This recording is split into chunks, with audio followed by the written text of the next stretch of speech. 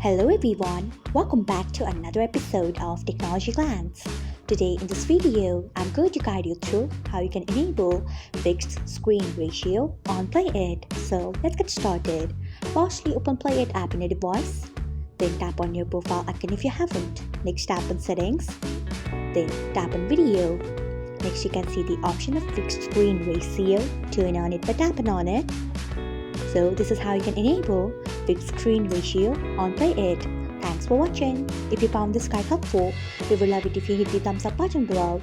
We upload great new tech tutorials like this one every day. So do not forget to subscribe to our channel and hit the bell icon so that you'll never miss another update.